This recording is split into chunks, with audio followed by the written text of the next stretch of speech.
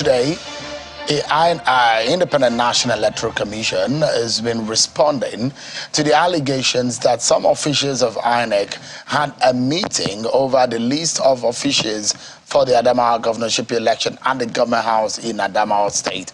In a statement released by Mr. Festus Okoye, INEC denied any of such events happening and said it was just a figment of the imagination of those who is alleging that. Don't forget that Sunday last week, the resident electoral commissioner in Adamawa State unilaterally went ahead and announced the APC candidate, Ms. Aishatu Dahiru Binani, as the winner of the election, which INEC at the headquarters immediately denied and disowned the action of the REC, since summoned the man for investigation over the matter. And INEC has also asked the police to take up the matter and investigate, in fact also sending a strong message to the presidency for a review in the process of appointment of INEC official. A lot of people will be asking the question, does INEC need to do all of this, or what, just hand over those who are guilty to the police? Does even the police need to be told what to do and just go ahead and prosecute or investigate these people without being told by INEC? These are some of the issues that we shall be discussing tonight. The implication of that incident you're seeing live on, seeing on your screen, which happened on Sunday, for our election and our democracy. I'm being joined tonight by the national chairman of the Inter-Party Advisory Council, himself was a presidential candidate and the national chairman of his party in the 2023 election, Alhaji Yabaji Sani. Thank you so much indeed for joining us tonight. Thank you, Sean, for having me. And also from Brussels, virtually, I've been joined by Mr. Samson Itodo, who is the executive director of Yaga Africa. He's a lawyer, an election and democracy advocate. He's joining us live tonight to also look at the perspectives in all of these issues. Thank you so much, gentlemen, for your time tonight. Let's begin with, first and foremost, INEC coming out to deny this. And INEC has, in the past days, have been forced to come forward and deny and respond to some of these issues. And you imagine you and your colleagues in the within the political party space have had several meetings with INEC. Did you have any fear of people who are top officials of INEC who are possible or likely to undermine the process? Not at all, because our engagement with INEC at the level of the top management of commission always gives one the impression that these people are fiercely committed to the mandate given to them to deliver a free, fair, credible election, in 2023.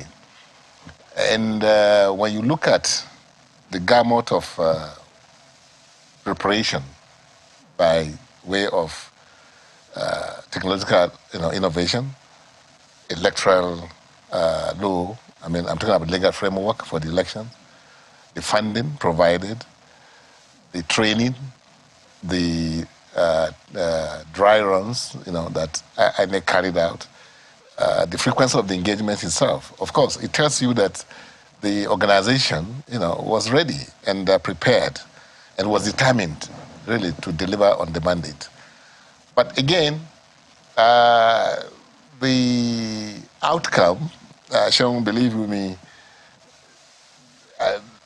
especially the 25th of February, what happened? When we met with INEC, you will pity Mahmoud. Because, it was something that they never expected. Perhaps, under the layer of the top management, maybe somebody compromised the organization. But at the top level, there was no qualms as to... You didn't see any form of complicity? Not at all. They were so traumatized, believe me, that what happened that day. So, but again, below their level, you cannot vouch for, some of, like what you talked about, Adamawa, what happened, the role played by REC and others in that, it tells you that they were not in sync with what the top management of INEC, the organization, was doing. At least that's my impression, and that's. I mean, but how do you describe the scenario that played out? And I'll come to the scenario where INEC has had to now deny the alleged nocturnal meeting of some INEC officials at the government house, ostensibly to manipulate the election and rig election in favor of the PDP candidate, which INEC has denied. But, I mean, the action that is showing on the screen, a lot of people have described as brazen. What could have led to that? Ms. Binani has also denied in a letter that surfaced that said there were no situation where she gave out any 2 billion naira. What could have led to that? I mean, what has been described as a brazen act of the wreck? Well, you see, if you look at what happened, towards the election, that rerun, there was a video which I saw. This same wreck, was reported as saying something to the returning officer at that time, which points to something like he was asking him to compromise the system or the process. And I think at that point in time, INEC should have taken, a decisive action. They should have seen this coming. Yes, see this coming. They should have taken decisive action by removing that person. Similar to what they saw in Sokoto? Exactly, what they saw in Sokoto, yes. And I think also another, was it Bayelsa or somewhere, in the south also. So I don't know why they didn't take, a decisive action at that point in time until it got to this embarrassing situation that they are in now. So, but again, when you are running a big organization, sometimes they say bigness is weakness, in terms of, management decisions, because it may not be only up to Mahmoud himself to decide, say, this is what I'm going to do. He has to certainly consult with his commissioners. Otherwise, at that point in time, that person should have been removed from that process. All right. Let me bring in Samson here. And I'd like Samson to begin the conversation from the point of law for us and what we know and what should have been in terms of what the law stipulates, the electoral law and the constitution. Has there been anything that you expected INEC or INEC is expected to do and have not done in respect of the Rex action and inaction? Well, thank you very much, Shehu, and good evening, everyone. So let's start with the actions taken by INEC and whether it enjoys the force of law. So if you look at, paragraph 15 of the third schedule to the Constitution, it provides that INEC shall delegate its powers to the resident electoral commissioner. And so what INEC did, is withdraw its powers that it delegated to the resident electoral commissioner by asking the resident electoral commissioner to stay away. So that particular action enjoys the force of law. And so to that extent, I would say that INEC's action is in line with provisions of the Constitution.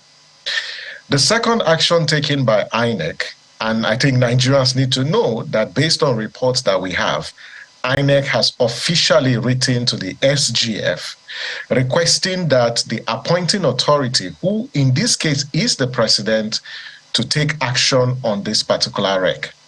That action is in furtherance of section 157 of the 1999 Constitution as amended, because that section provides, the parameters and the procedure for the removal of a national commissioner or commissioners appointed by the president, because the president is the appointing authority. And it says that the president, and that's what the Constitution said under section 157, it says that the president shall, by an address supported by 2/3 majority of the Senate, remove a resident electoral commissioner or a national commissioner. And so that action taken by INEC is in tandem with the Constitution, because INEC does not have the powers of removal.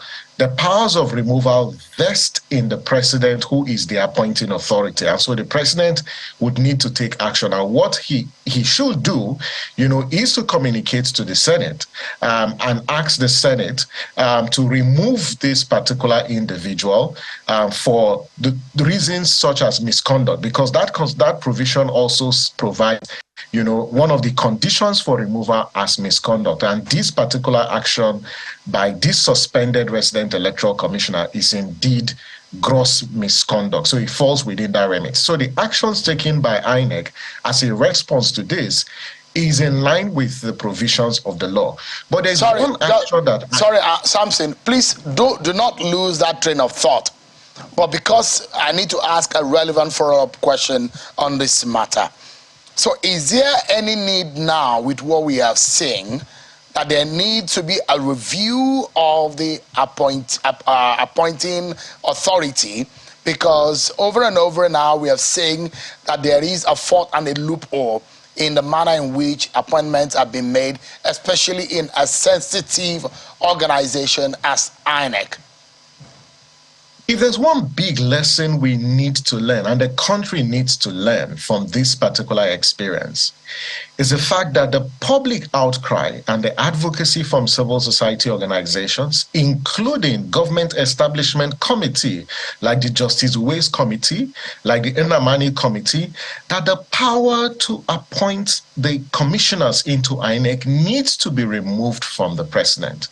If you look at what Justice Ways Committee recommended, it says that, one, the appointment, of commissioners to INEC should be handled and managed by the National Judicial Council, who shall advertise, receive applications, and then shortlist 3 nominees, and these 3 names will be forwarded to the National Council of State, who shall select and then send to the Senate for confirmation.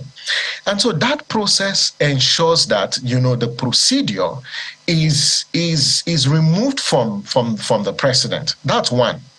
The second reform that we require is to set the criteria for nomination into INEC, whether as national commissioners or resident electoral commissioners. So which section? So paragraph 14A of the 3rd schedule to the Constitution comes to the fore. There are 2 conditions, or 2 criteria as you call it. That one, the individual must not be a member of a political party. And the second one is that the individual must have unquestionable integrity. Shem, you and I know that in the last 1 year or so, there has been an attempt to capture INEC. And what we saw on Sunday is just manifestation of a capture of the Electoral Commission before the election. All right, so you flood the Electoral Commission with persons with unquestionable integrity. You limit the capacity of INEC to conduct credible elections, which now puts the outcomes of elections to question. So quickly again, and please do not lose the train of thought. And I'd like to add, there are a lot of arguments to say, does the police need to be told what to do? If you see an infraction and a possibility of a crime being committed, should the police be should the police be told what to do, or wait for INEC for prompting? And there are those who say that based on what the law says, INEC needed to take up the matter first. What does the law say? And the fact that those who have argued and criticized INEC to say, look, what investigation are you doing? Just hand this man over to the police for prosecution. These are some of the issues that have been debated. But what does the law say? Who has been found wanting in taking a proactive action in this scenario? I think there are two tensions here. The first one is, did the individual, did the resident electoral commissioner engage in illegality? Was there a prima facie case of crime? And my answer is in the affirmative. There was a prima facie case of crime, because what he engaged in was in total violation of the electoral law. And so the police ought to have prevailed, arrested him, because as you can see, the commissioner of police was beside him. The man was not using the prescribed forms for that declaration. collation was still going on, and the commissioner of police was aware. But can we also infer something that there is some kind of alignment with some of the officials seated beside him, some kind of collusion, because there is absence of the two national commissioner and the assisting rec that has been sent to assist in that supplementary election? If those were absent, and obviously the returning officer was equally absent, but there are officials, security agent, heads of security agents there that are seated with him against the time that was popular, that was advertised and popularly communicated earlier. Absolutely, and you see the Inspector General of Police has taken action. He has removed or withdrawn or redeployed, whichever language we use. But I think it doesn't need to stop at that point. This matter needs to be thoroughly investigated, the extent of the complicity of that Commissioner of Police, and then he should be sanctioned. And this is what citizens and civil society have requested. Samson, just give me 1 minute. I'll come back to you just in a moment. Let me bring back Alhaji Yabajisani. In all of this, Samson has mentioned the reforms that are being embedded in the Justice Ways report. And that a lot of people are still asking the question that why are those documents? The Senator Inamani committee report is also in the so is the 2014 comfort report or comfort report is also gathering dust in some shelves. But look, they say that politicians are always finding loopholes, no matter how closely needs that you create a law, that you politicians always have a way around it. I mean, these are obvious loopholes. What are your thoughts and the lessons, perhaps? Well, my thoughts, one is that there is a state capture, in this country.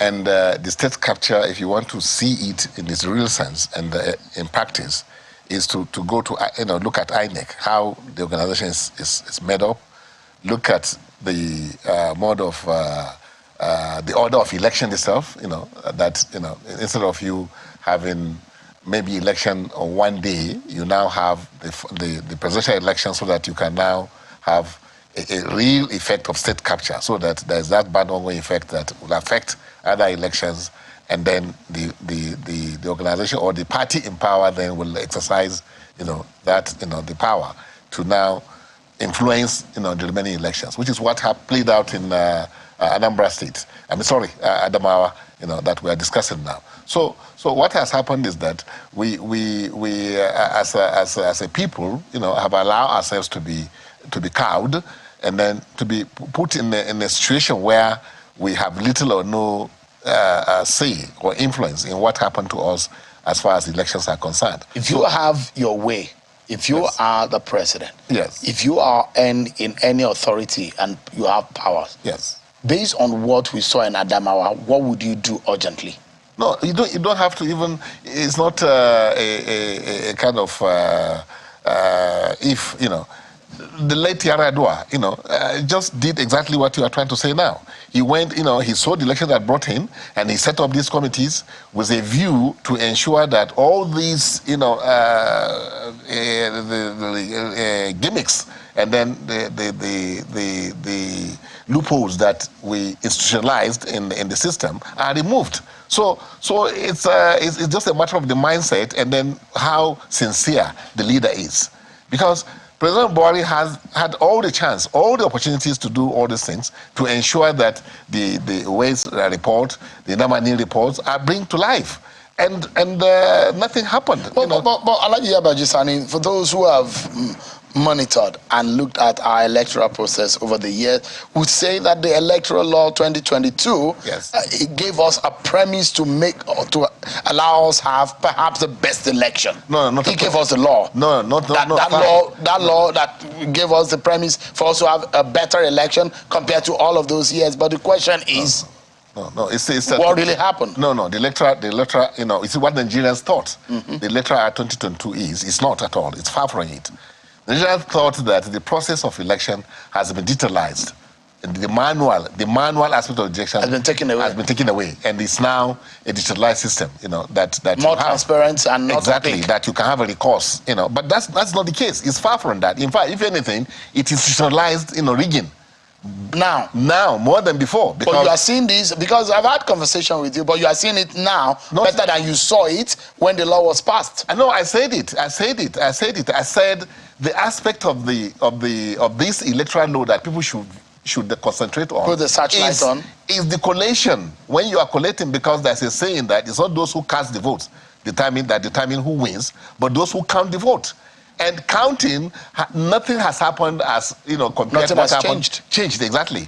If you compare it to 2015, or even 20, or even before that. So there's still a major problem. A major problem. So, it's not, and I'll come to you just in a moment. It's not here to Samson, where do we go from here? And a similar question I'll ask Alhaji Abaji Sani. For anyone who is watching, hopes dashed.